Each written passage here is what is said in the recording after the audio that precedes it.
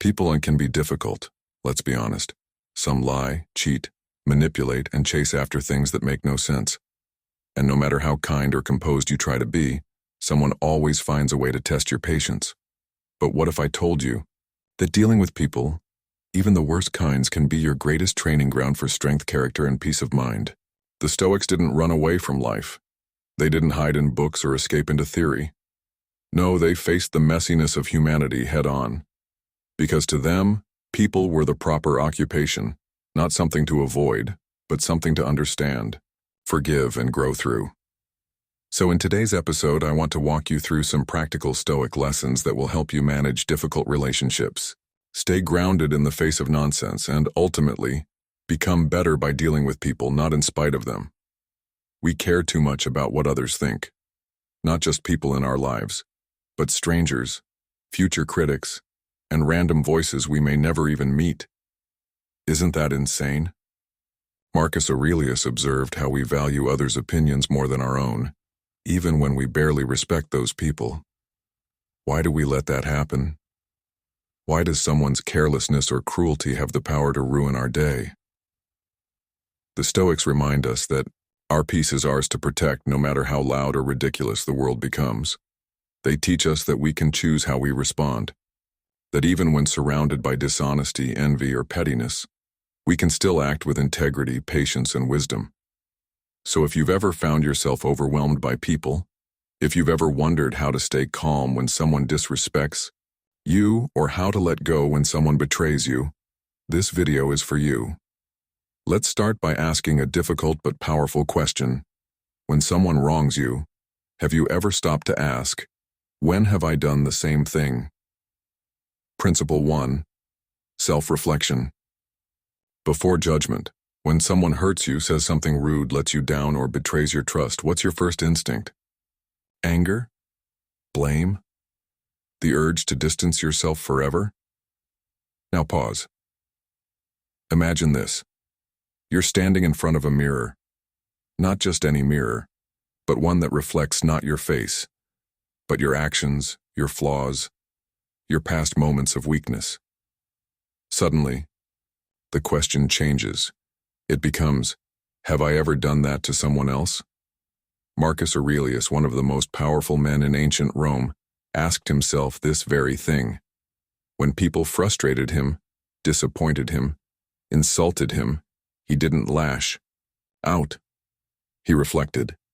He wrote in Meditations, when someone does wrong, ask yourself, have you ever done the same? It's humbling, isn't it? Because the truth is, we have. Maybe not in the exact same way, maybe not with the same intent. But we've let people down. We've spoken harshly in moments of stress. We've misunderstood, acted selfishly, or made choices we later regretted. The Stoics believed this kind of reflection was essential, not as a way to excuse others, but to cultivate empathy, the real kind. The kind that acknowledges, I've been there too. And here's where it gets powerful. When you truly understand yourself, you begin to understand others. When you recognize that most people aren't out to harm you, but are simply acting out of ignorance, pain, fear, or habit, your heart softens. Your reactions become wiser. Your energy no longer gets wasted on bitterness. Think about it. How many times have you done something wrong not because you were cruel, but because you didn't know better? Because you were overwhelmed?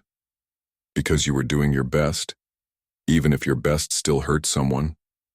That's what Marcus meant. That's why the Stoics didn't advocate cold detachment or moral superiority. They promoted compassion with boundaries, forgiveness with awareness. And that brings us to another Stoic reminder. Don't take it personally. Epictetus said that when someone offends you, it's like they've handed you a hot coal. You don't have to hold it. You don't have to let it burn you. You can simply set it down. You can choose not to take the insult and instead ask, what's going on inside them that made them act this way?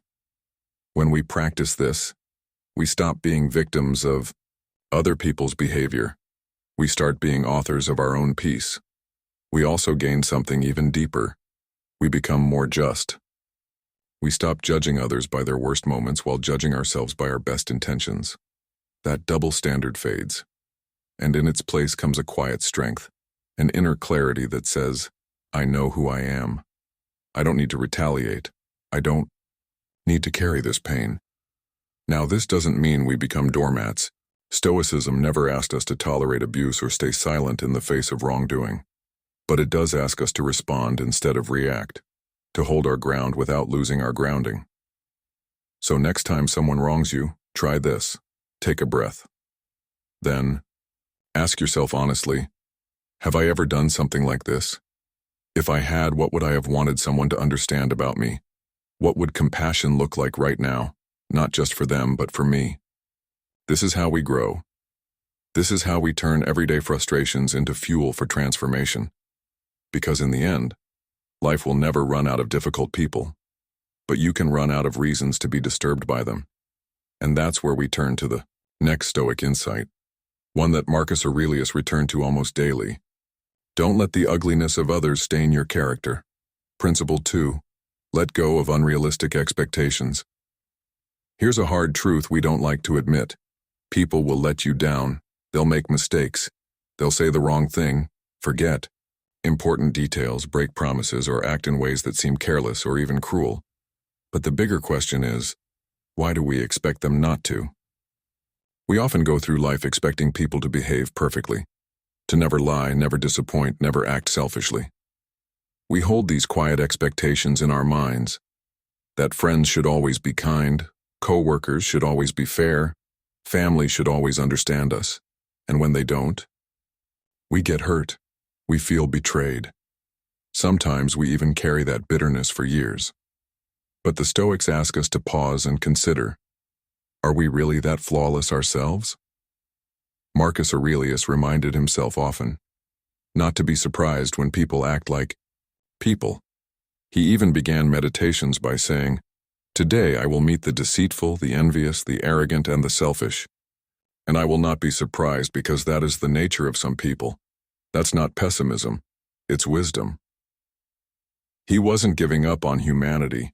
He was freeing himself from the trap of unrealistic expectations.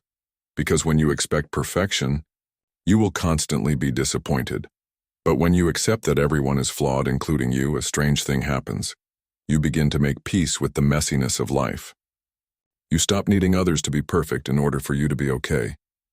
This doesn't mean we lower our standards or excuse harmful behavior. It means we stop letting our peace of mind depend on how good other people are.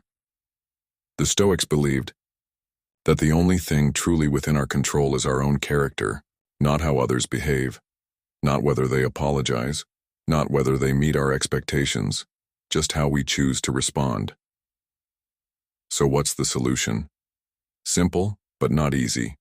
Live rightly, regardless of what others do. Even if the world is dishonest, you remain honest. Even if people are unfair, you stay just. Even if those around you are selfish or shallow, you stay rooted in virtue. Because the value of your life isn't measured by how others treat you. It's measured by how you act, especially when it's hard. And that's where Stoicism becomes more than a philosophy. It becomes a daily practice, a conscious decision to rise above the noise, the drama, the chaos, and choose integrity over reaction. In other words, let people be messy. Let them be human. You, be your best. Not because they deserve it, but because that's who you are. Now let's move to the next Stoic lesson, one that goes hand in hand with this. Don't let other people's bad behavior become an excuse for your own. Principle 3. Don't let their behavior change yours. There's something dangerous about letting other people decide who you become. Maybe you've felt it. Someone cuts you off in traffic and suddenly you're yelling behind the wheel. A coworker takes credit for your idea and now you're plotting how to get even. A friend betrays your trust and bitterness starts to build in your chest. You didn't start the fire, but now you're feeding it. This is exactly what the Stoics warned us about, letting the ugliness of others drag us into ugliness ourselves. Marcus Aurelius said it simply, you don't have to turn this into something. It doesn't have to upset you. It's a powerful reminder. Because when we react impulsively, when we mirror bad behavior, we're surrendering control. We're handing over our peace, our values, our clarity to someone who probably isn't thinking clearly themselves. Think about it. If someone is rude and you become rude in return, who really won? If someone is selfish and you respond with coldness, what exactly did you change except yourself? Stoicism teaches us to protect our character like a flame in the wind. The wind may blow, but we don't let it extinguish the light inside. We adjust. We steady ourselves. We remain. Because who you are, how you act, isn't supposed to be a reflection of the world. It's supposed to be a reflection of your principles, your training, your self-awareness. And that's where the challenge lies. It's easy to be kind when others are kind. It's easy to stay calm when everything is going smoothly. But can you stay kind when you're provoked? Can you stay grounded when things around you fall apart? That's when your values are tested. That's when your real strength shows. Marcus reminded himself daily that he would encounter people who were selfish, envious, foolish, or rude. But he also reminded himself, their behavior is theirs, mine is mine. He refused to let their darkness dim his light. It's not weakness to stay calm in the face of provocation. It's not naive to be gentle in a world that can be cruel. In fact, it takes far more strength to stay true to yourself than to lash out and regret it later. Remember, anyone can react. Few choose to respond. So the next time someone offends you, cuts you off, talks behind your back, or tests your patience, pause. Breathe. Return to your principles.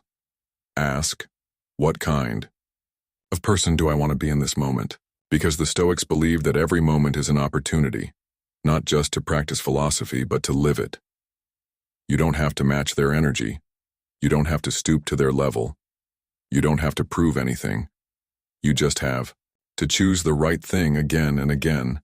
And speaking of choices, in the next section we'll talk about what it truly means to do the right thing, not for applause, not for recognition, but simply because it's right.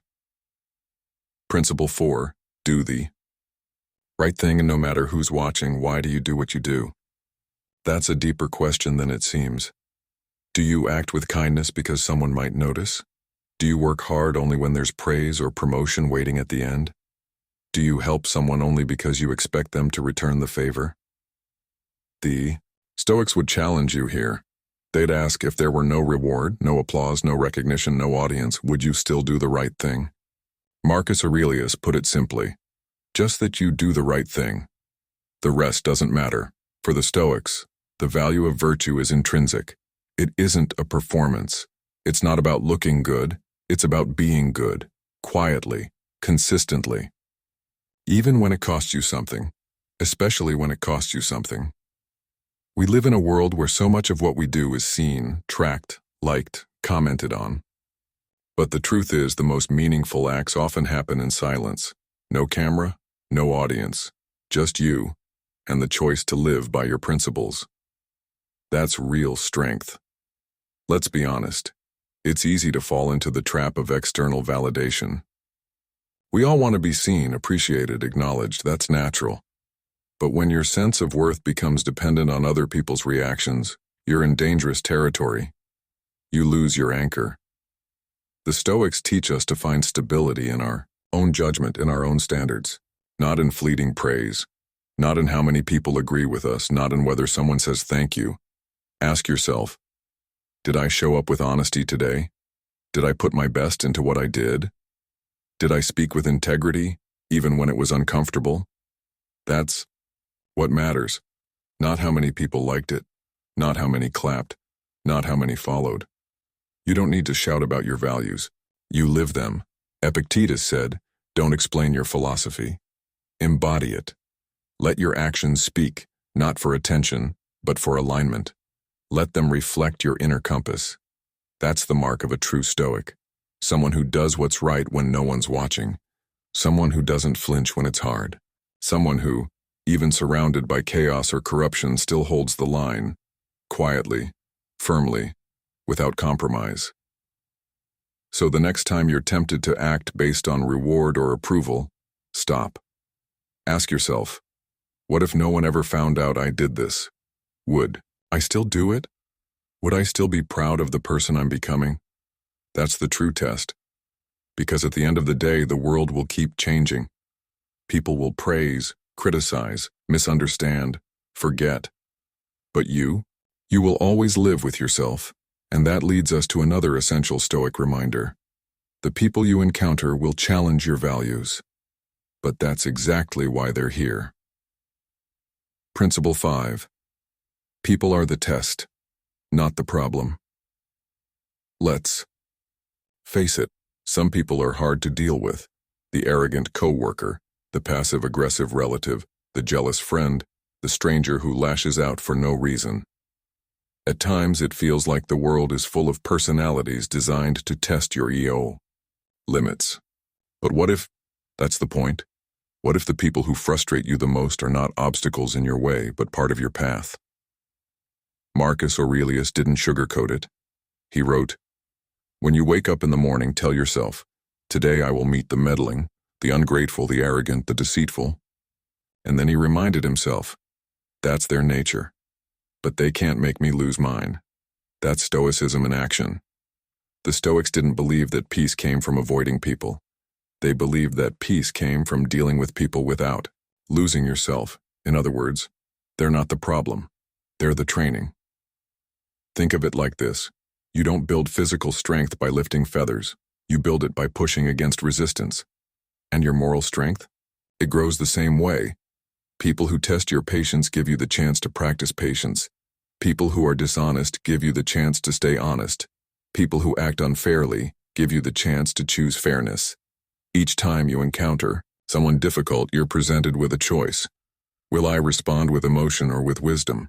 Will I let them pull me into their storm? Or will I anchor myself in calm? That's what the Stoics trained for. Not to win arguments, not to dominate, but to remain upright when everything else leans crooked.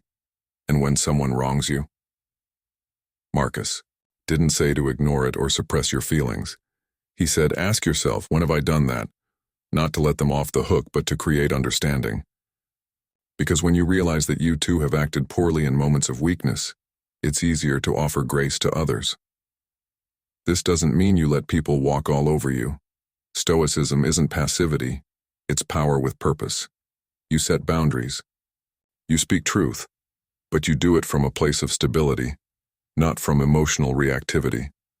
And that's the difference. That's where your strength lies. The world is not going to change to suit your preferences. People will be people, flawed, unpredictable, sometimes wonderful, sometimes disappointing. But you can choose to be consistent. You can choose to be steady. You can choose to be the kind of person who lifts the room, not drags it down. You can choose to see each human interaction, not as an interruption to your peace, but as the very arena where your peace is tested, refined, and made real. So instead of asking, why are people like this? Ask, what is this teaching me? Because Stoicism is not just about handling solitude. It's about thriving in society, with your integrity intact. And that brings us to the next principle. You don't need the world's approval to live a meaningful life. Principle 6. You don't need approval, just integrity. It's strange, isn't it? We claim to want to be true to ourselves, yet we spend so much of our time chasing approval from others. We check how many people liked our post. We replay conversations, wondering if we sounded smart enough. We stress over whether someone misunderstood our tone or worse, didn't even notice us. But here's the Stoic truth. You don't need their validation. You never did. Marcus Aurelius wrote that we love ourselves more than we love others, but we value their opinions more than our own. Think about that. We wake up each day, live inside our own minds, carry our own burdens, fight our own battles, and yet a single glance of disapproval from someone else can shake us. Why? Because we forget where true worth comes from. For the Stoics, your value is not up for debate. It isn't assigned by public opinion or trending topics. It's grounded in how you live, how you think, how you uphold your principles, especially when no one else is clapping. You don't need everyone to understand you. You don't need strangers to approve of your choices. You need clarity about who you are and what you stand for. That's the anchor. When Marcus spoke about posthumous fame, he found it absurd. Why seek recognition from people in the future? People you'll never meet, who will be just as flawed and confused as people today. What matters, he said, is this moment. What you think, what you value, and whether you're living in alignment with it. Not views, not applause, not attention, and yes, it's human to want to be liked. But it's Stoic to realize that being respected isn't the same as being true. Because here's the truth. If you live only for praise, you will shrink yourself to fit what others want. You'll hesitate to speak up. You'll betray your own standards just to avoid discomfort. And in doing so, you'll lose something far more important than popularity. You'll lose yourself. But when you root your actions in character, not in reaction, you gain something priceless. Freedom. Freedom from fear of judgment. Freedom from constant comparison. Freedom to say, this is who I am, and that's enough. You begin to understand that your job is not to please everyone. Your job is to be honest, fair, courageous, disciplined, compassionate. Your job is to do the work, speak the truth, walk the path, and let the rest go. As Epictetus said, if you want to improve, be content to be thought foolish or stupid by others. It's not easy, but it's worth it. Because living with integrity, knowing that you did the right thing even if no one saw it, is one of the rarest forms of peace. And when you can carry that peace into your relationships, your work, your life, you become something more than liked. You become respected by the only person who truly matters, yourself. Now let's talk about what happens when you flip that script entirely, not by seeking love, but by giving it freely. Principle 7. Don't wait for love, practice it daily. We all want love. 2. Be seen, to be understood, to feel appreciated without having to ask for it. But here's the catch. Waiting for love is not how love works. Seneca, one of the great Stoic thinkers, said it plainly.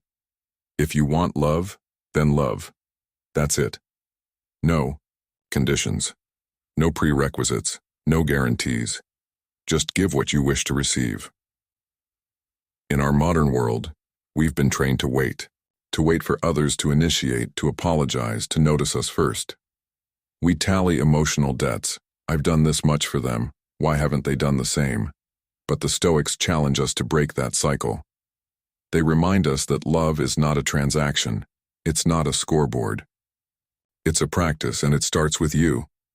Marcus Aurelius learned from one of his mentors to be free of passions, but full of love. Think about that.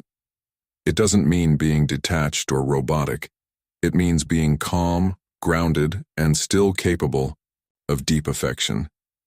Because love isn't weakness. Love is strength under control.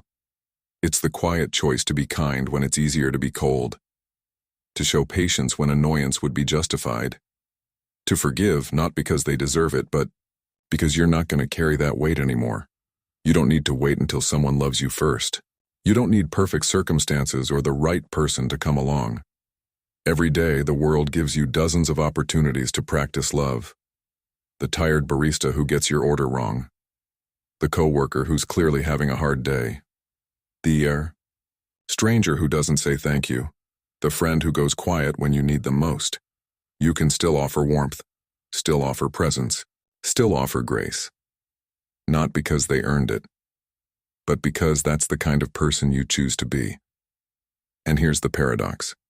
The more you give love, the more you feel it. Not always from others, but from within. When you act lovingly, you begin to live in love, not in bitterness, not in fear. You generate your own atmosphere of peace. You radiate the very thing you once hoped to receive. The Stoics never confused love with attachment. They understood impermanence. They knew that the people we care about most can vanish in a moment, through distance change or even death. That's why love wasn't something to hold on to for them. It was something to express now, while you can, because you don't possess people, you don't own time. All you truly have is this moment and the chance to say, I care, I see you, I forgive you, I'm here. That's Stoic love. Strong, present, unattached to outcome, but deeply committed to the act itself. So the next time you feel unloved, pause. Ask not, why aren't they loving me? Ask instead, how can I love better, right now? Because in doing so, you tap into something far more powerful than emotion. You tap into character, and from that foundation, we now arrive at a deeper Stoic lesson. Stop comparing. Stop measuring. Start appreciating what's already yours. Principle 8. Stop comparing. Start appreciating. There's a saying you've probably heard before. Comparison is the thief of joy. It's catchy, it's true, and yet, we still do it all the time. We scroll through social media and see people with better jobs, more beautiful homes, bigger smiles, seemingly perfect lives. And somewhere quietly we start to believe I'm behind. I'm not enough, I should have more. But the Stoics saw this trap over 2,000 years ago. Marcus Aurelius asked us to think about how absurd it is to envy others when we barely understand their lives. We see the highlight reel, the surface, the illusion. He wrote, "Why envy someone whose life you wouldn't even want in full if you truly knew all of it? Because let's be honest, would you trade everything you are, everything you've experienced, everything you've grown through, just to have one small piece of someone else's life? Probably not. But comparison makes us forget that. It zooms in on what we lack and blurs everything we already have. And that's why the Stoics didn't just say, don't compare. They taught us to return to appreciation, to shift our attention away from what's missing and toward what's present. Think about it. If you suddenly lost everything you now take for granted, your health, your family, your freedom, you would give anything to have it back. You'd be grateful for the very things you're now overlooking. That's the power of perspective. Seneca quoted Epictetus, "Enough will never be enough for the person to whom enough is too little." In other words, if you're always chasing more, you'll never feel full. If you don't pause to notice what's already good in your life, even abundance will feel like scarcity. So how do we break the cycle? We stop measuring our life by someone else's ruler. We stop letting jealousy poison our peace, and instead we practice gratitude, not as a cliché, but as a discipline. Start small. Notice the quiet. The light filtering through the window, the Tao. Text from a friend. The warm drink in your hands. The fact that you're alive today, breathing, thinking, growing. None of that is guaranteed. And when you shift your focus to those simple truths, something incredible happens. You begin to feel whole, again, not because your circumstances changed, but because your perception did. The Stoics never said life was easy. They never promised we'd have everything we want, but they did promise this. Peace is always available to those who choose to see clearly. And the clearest way to see is through the lens of gratitude. So the next time you feel less than, behind, or inadequate, don't reach for more. Pause, breathe, look around and ask, what do I already have that someone else might be praying for? From that place of stillness, we prepare to face one of the Stoics' most powerful teachings of all. Memento mori. The reminder that life is fragile and time is sacred. It was just an ordinary Friday. Message came in from a friend. I glanced at it and told myself, I'll reply on Monday. But by Sunday, he was gone. A heart attack. No warning. No goodbye. Just silence.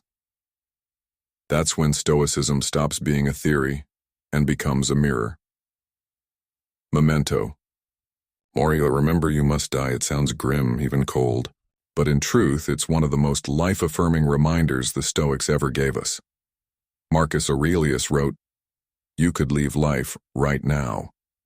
Let that determine what you do and say and think, because here's what we forget. Life is not promised. Neither is time. The people you love, they're not possessions, they're not permanent fixtures in your story. They are here, on loan, temporary, precious. We act as if we'll always have another conversation, another dinner, another chance to say, I love you.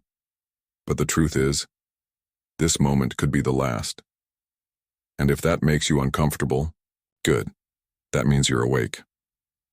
Memento mori isn't about living in fear. It's about living with urgency and presence. It's a call to action. Don't go to bed angry. Don't hold on to grudges like they make you stronger. Don't waste today, assuming you'll get a better one later. Forgive now. Speak now. Hug now. Show up now. Because tomorrow is never guaranteed, and neither is later. The Stoics didn't use death to depress. They used it to clarify.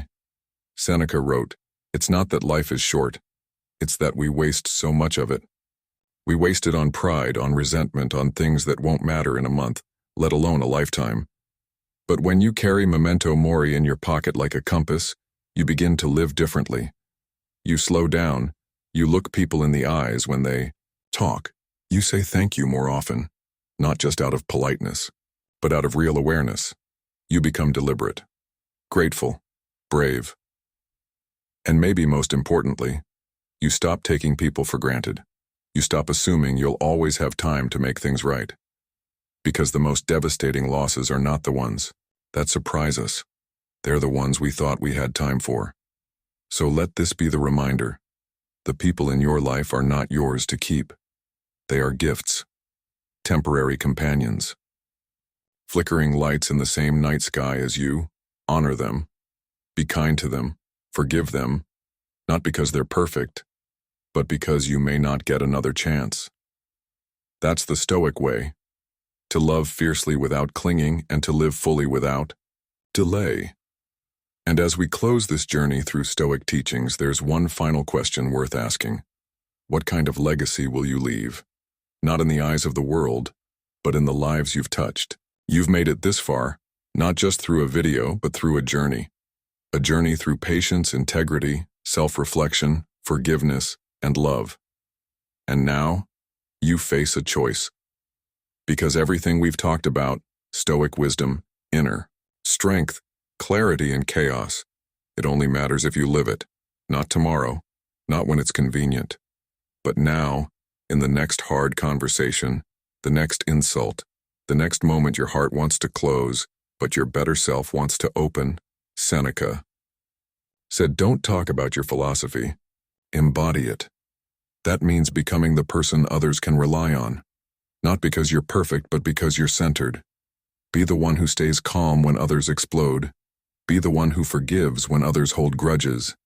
Be the one who chooses what's right quietly, consistently, especially when no one's watching. Because in a noisy world filled with reaction and reactivity, you can be a lighthouse, not moved by the storm, but guiding others through it. That's the true Stoic way. And if this message has resonated with you, if even one part of it made you pause, breathe deeper, or think differently, then keep that spark alive. Practice it today. Live it forward, and share this with someone who might need it too. You never know the impact one quiet moment of wisdom can have. If you'd like more daily Stoic insights like this, be sure to subscribe to the channel, hit the like button, and turn on notifications. Join our community here at Daily Stoic Habits, where ancient wisdom meets real modern life. Thank you for watching, and remember, you don't need the world to change. You just need to stay unchanged in a world that forgets how.